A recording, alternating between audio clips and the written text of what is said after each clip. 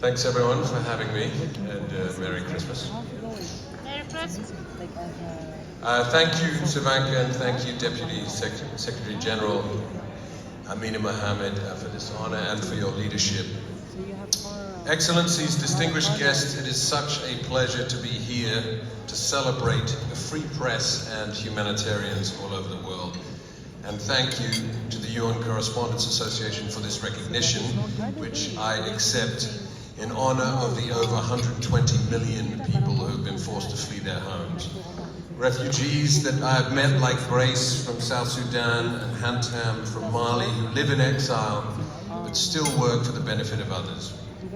I also accept it on behalf of the UNHCR personnel working tirelessly to protect forcibly displaced people all over the world.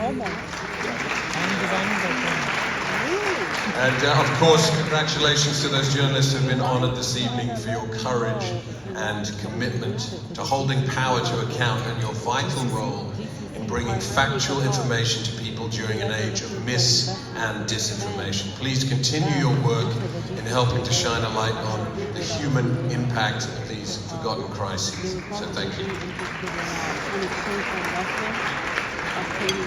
The world is, as we know, in a state of great volatility, and the next few decades may well define the path of our planet and of humanity. Despite this, we must remind ourselves that it is not only governments which shape the course of history, but our children and our children's children who will decide the course of the future. In successive generations and in the power of the people, we find hope. I know from my own family's personal history that anyone can become a refugee at any time. During the Second World War, my grandfather, Nicholas Tapticus, was training as a doctor in Greece when the Nazis invaded Athens. As troops pushed through the mainland and swathes of the country fell under occupation, he was left with few options but to escape. Embarking on a journey that many thousands of refugees have since made, but in the opposite direction, he boarded a tiny boat and crossed the Aegean Sea to Turkey. From there, he traveled across land and finally found safety in Damascus. In this momentous week for Syria, my thoughts are with its people, and I'm hoping, alongside everyone here, right, as you agree with me, for lasting peace in Syria, we hope. At the end of the war, as German troops withdrew from Greece, my grandfather made his way back to Europe, and in April 1945 he joined one of the first humanitarian agencies established by the newly formed United Nations, the UN Relief and Rehabilitation Administration, which could be said is the first incarnation of the UNHCR. Now, yes, the UN Relief and Rehabilitation Administration came to an end in 1948, as we know, but the enormous task of helping over 40 million Europeans who had been uprooted by war to find their way back home had only just begun.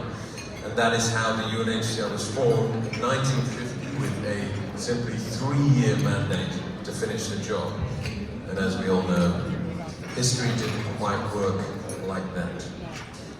80 years after the peace was declared in Europe, the work of the UN continues as war still plays out, as you all know, in Ukraine, Lebanon, Gaza, Sudan, DRC, and elsewhere. But the most vulnerable continue to pay the costliest price.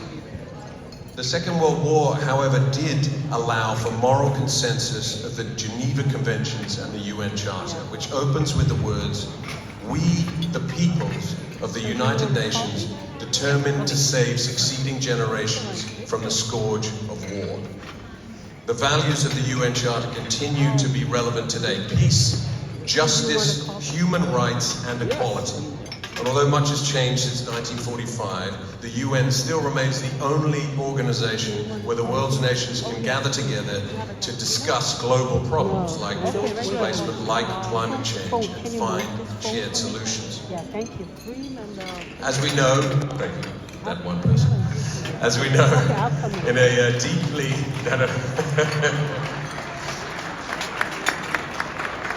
As we know, in a deeply polarized world, there can be a rapacious hunger to criticize organizations like the UN, but from its inception, In simplest terms, it has been an organization set up to help those in deepest need. An organization designed to represent the very best of human confluence. It is imperative that the UN continues to do its work for successive generations and, quite frankly, for the good of humanity.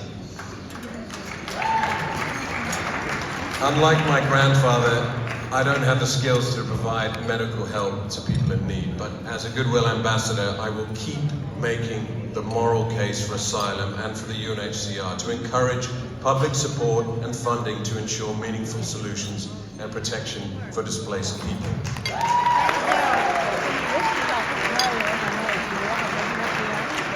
So finally, that is why I hope to inspire solidarity in the next generation to think less about us and them and more about we, the peoples. Thanks very much for having me. Thank you.